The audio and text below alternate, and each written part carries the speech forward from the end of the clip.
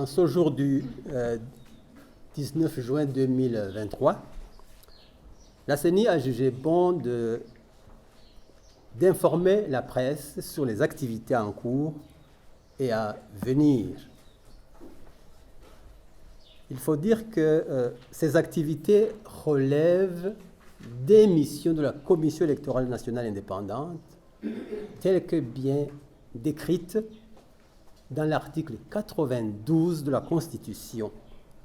Et ces activités entrent dans le cadre du cycle électoral. Ici, vous me permettrez de rappeler, de façon simplifiée, la notion de cycle électoral. Je dirais que le cycle électoral, c'est l'espace temporel entre deux échéances électorales successives. Cet espace temporel est subdivisé en trois périodes: la période électorale, la période pré-électorale et la période post-électorale. Au niveau de la Commission, il y a des activités propres à chaque période. Actuellement, nous sommes en période pré-électorale pour les élections 2025-2027.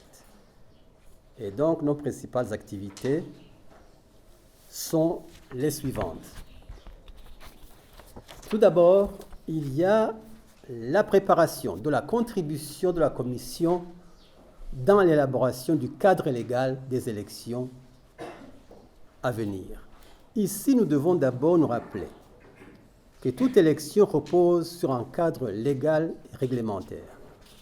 Et c'est en période préélectorale comme celle-ci que ce cadre doit être mis en place. Pour le cas qui concerne notre pays, il y a eu des élections générales en 2020. La loi électorale qui était en vigueur, c'était la loi organique numéro 1/11 du 20 mai 2019, portant modification de la loi numéro 1/20 du 3 juin 2014, portant code électoral. La CENI a organisé le processus électoral de 2020 en se référant sur les dispositions de cette loi. D'une part, les conditions de mise en œuvre des dispositions de cette loi se sont révélées variables. Pour la plupart, ces conditions étaient faciles, mais certaines dispositions l'étaient moins. D'autre part, après les élections, nous avons procédé à une évaluation du processus électoral ensemble avec les partenaires électoraux qui avaient participé dans ce processus, à savoir les partis politiques, la société civile, les confessions religieuses, l'administration, la magistrature, les organes de sécurité, et des recommandations en vue d'améliorer les processus postérieurs sont sorties de cette consultation. Enfin, il y a la nouvelle loi organique numéro 1/5 du 16 mars 2023, portant détermination et délimitation des provinces, des communes, des zones, des collines et hauts quartiers de la République du Burundi, qui vient d'être promulguée.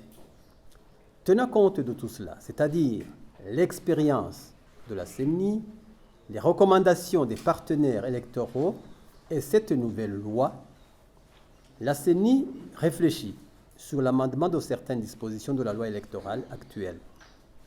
Les propositions qui seront dégagées seront transmises aux autorités habilitées. Deuxième activité, c'est la préparation de la cartographie électorale. La cartographie électorale est un outil indispensable, préalable à la mise en œuvre des opérations électorales. Elle consiste à identifier de manière précise, sur tout le territoire national, les centres d'inscription des futurs électeurs qui deviendront plus tard des centres de vote, logeant les bureaux de vote. Sur quelle colline, dans quel quartier ces centres se situent-ils? Y a-t-il des infrastructures pour accueillir les activités projetées? L'entité de base, qui est la colline, le quartier, Cette entité relève de quelle zone actuellement? De quelle commune relève la zone? Et ainsi de suite. C'est à l'ensemble de toutes ces questions que, n'est-ce pas, le travail de cartographie va répondre. Vous savez que les données que nous avons aujourd'hui correspondent aux anciennes délimitations des entités administratives du pays et il nous faut maintenant appliquer la nouvelle loi qui a mis en place les nouvelles délimitations territoriales. Ce travail de cartographie a déjà commencé et doit continuer, y compris sur le terrain, dans les zones, les communes et les provinces.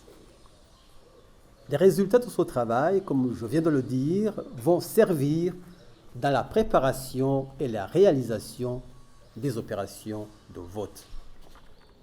Troisième activité, il s'agit de la formation, du renforcement de capacités des experts électoraux de la CENI. C'est l'une des activités les plus importantes de la Commission en période préélectorale. Vous savez, les élections exigent un personnel techniquement capable et psychologiquement préparé. C'est pourquoi à chaque cycle électoral, des séances de formation ou de renforcement de capacités sont organisées. C'est une occasion d'apprendre pour les nouveaux éléments éventuels ou de mise à jour pour les autres. L'organisation des élections fait appel à des compétences variées, compétences techniques et managériales, sans oublier les aspects humains d'intégrité et de patriotisme. Vous avez déjà entendu à plusieurs reprises qu'aucun processus électoral ne ressemble à un autre, et c'est vrai. C'est pourquoi cette préparation du personnel technique doit être réalisée.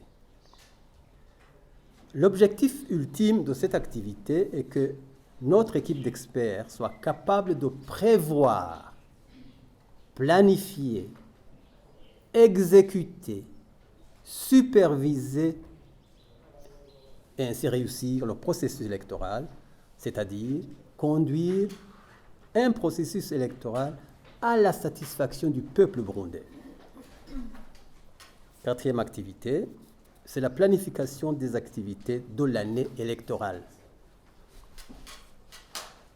Toutes les activités et leur période de réalisation doivent être soigneusement répertoriées et consignées dans un chronogramme.